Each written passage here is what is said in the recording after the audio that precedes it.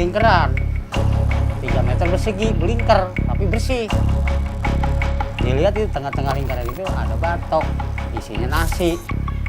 Itu nasi kagak bisa habis. Berbatasan langsung dengan ibu kota Jakarta, siapa menyangka kalau ternyata Kabupaten Bekasi menyimpan misteri tak terungkap. Malam ini, tim On The Spot menyambangi sebuah tempat yang dikenal dengan sebutan Keramat Batok di Desa Jayabakti, Kecamatan Cabang Bungin, Bekasi. Sekilas, Keramat Batok tampak seperti sebuah pemakaman keluarga pada umumnya. Namun hingga hari ini, Keramat Batok selalu ramai dikunjungi para peziarah. Ada misteri apa yang menyelimuti?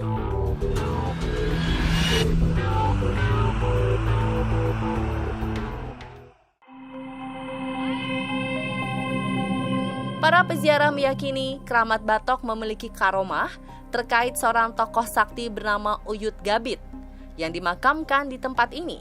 Namun ternyata tidak sedikit juga kesaksian gamang yang membuat tidak sembarang orang berani memasuki tempat ini. Cerita berkembang mengatakan banyak kejanggalan terjadi. Kesaksian warga sekitar Keramat Batok menuturkan rombongan gaib pasukan kerajaan kerap melintas.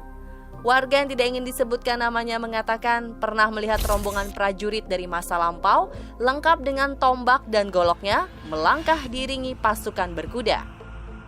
Warga tersebut menyebutkan ia hanya bisa mengintip kehadiran rombongan tersebut sambil ketakutan dari balik tirai rumahnya. Ia menyatakan bahwa pasukan gaib tersebut berjumlah ratusan orang. Barisan panjang berjalan menuju areal makam Keramat Batok. Beberapa orang juga mengatakan ada 2 ekor ular gaib raksasa menunggu sebuah pohon asem besar yang berada tak jauh dari areal makam keramat. Ada juga cerita mengenai cahaya terbang melintasi langit malam. Jika diikuti, cahaya tersebut jatuh di atas makam Keramat Batok. Dan salah satu kisah paling terkenal disaksikan secara langsung oleh Pak Saman, sang juru kunci areal Keramat Batok. Pernah 1 kali, waktu itu umur saya udah hampir 14 tahunan. Waktu itu mau hajat begini nih. Mau hajat begini kan kalau sore kayak gini, waktu itu masih zaman main. Pokoknya daerah kasih bayar, jangan anu dah kumpul lah di sini. Juara-juara. Karena dia merasa dirinya kuat, juara, enggak sopan datang. Dia ngibing dulu di sini, ngibing. Bendo segini. Bacokin awak ke umpan, lompatnya pageran ini kalau loncatan karena emang dia katanya pulang dari ya nggak tahu dari mana, nggak tahu dah, pulang nyari ilmu gitu. Bahwa gua lah yang kuat, ngapain anu ini gitu. Mungkin artinya ke situ, nggak tahu dah, pasti ke situ. Dia masuk di sono, no. Masuk mari, dia kencingin. Itu jelas ditonton orang beribu-ribu, bukan sendiri, bukan hanya saya cerita. Saya ingat dong bapak ini gorong. Tuh dikencing pintu itu tuh, bukan pintu ini, bukan pintu itu. Uyut Gabit. Begitu kencing, habis kencing, ngumpruk. Meninggal tempat sih.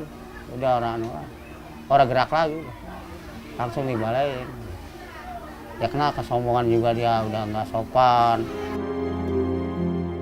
Lalu siapakah sebenarnya sosok Uyut Gabit? Mengapa tempat ini diberi nama Keramat Batok?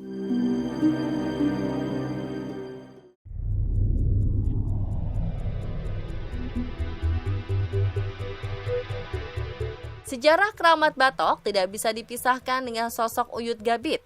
Menurut cerita turun-temurun, beliau merupakan seorang tokoh penyebar agama dari Sumedang Larang.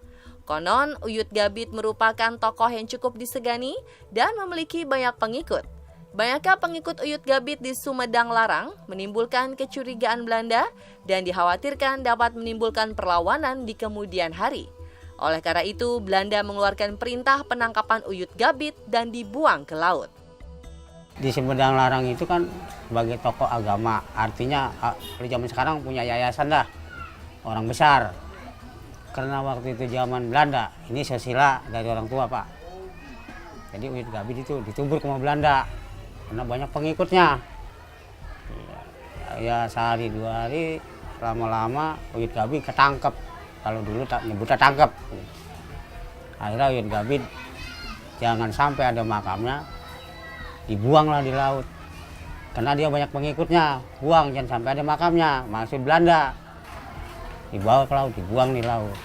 Karena Uyut Gabit juga memang bukan orang sembarangan, tiba-tiba dibuang, ya itu ada papan rolok. Itu menurut susila orang tua kepada almarhum di sini. Setelah dibuang di laut, Uyut Gabit berpegangan pada sebuah balok kayu. Konon berkat karomahnya, Uyut Gabit bisa selamat hingga tiba ke pesisir Bekasi. Setelah terdampar di daratan dan tiba di daerah yang kini menjadi areal Keramat Batok, Uyut Gabit kembali menemukan sebuah keanehan. Uyut Gabit menemukan pemandangan tak biasa. Sekelompok hewan dari berbagai jenis berjalan mengelilingi sebuah gundukan tanah tanpa ada yang menyerang satu sama lain.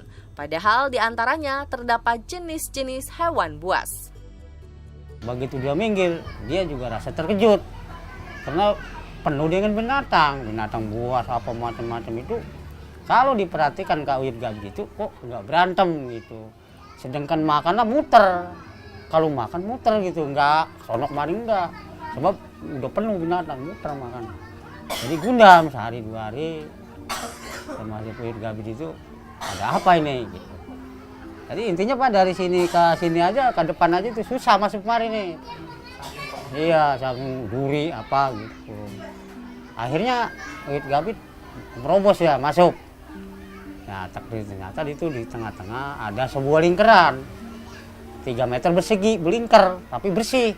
Walaupun apa daun-daun kayu nggak ada gitu berdebu. Nah, akhirnya dilihat itu tengah-tengah lingkaran itu ada batok, isinya nasi. Itu nasi kagak habis-habis. Mungkin juga binatang itu bau nasi harum.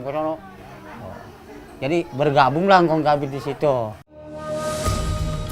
Sebuah batok kelapa berisi nasi di atas gundukan tanah tersebut ternyata bukanlah batok kelapa biasa. Biarpun Uyut Gabit telah memakan nasi di dalamnya, tetapi nasi di dalam batok kelapa tidak pernah habis. Dengan kesaktiannya, Uyut Gabit mencoba mencari tahu apa yang sebenarnya terjadi di tempat tersebut. Beliau bertemu dengan seorang kakek yang mengaku sebagai Uyut Batok dan meminta untuk menguburkan batok kelapa tadi. Dari sinilah tempat tersebut diberi nama Keramat Batok.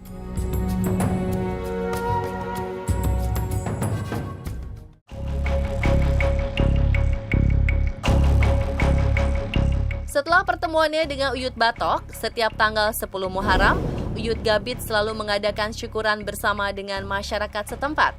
Sampai hari ini, kegiatan tersebut terus dilanjutkan oleh anak cucunya. Dalam syukuran tersebut akan disembelih seekor kerbau. Dagingnya akan dimasak dan dibagikan kepada masyarakat sekitar. Selain itu, keluarga keturunan Uyut Gabit juga mengadakan acara hiburan seperti tari topeng, wayang kulit, hingga jaipongan. Uniknya, tradisi ini selalu ramai didatangi oleh ratusan hingga ribuan orang dan tidak pernah sekalipun terjadi keributan. Bahkan di era perjuangan kemerdekaan Indonesia, hanya dalam acara syukuran inilah tentara kerajaan Belanda, pejuang kemerdekaan, para bandit dan masyarakat biasa bisa berkumpul bersama tanpa pernah sekalipun terjadi konflik. Barulah setelah acara selesai, pertempuran akan kembali berjalan.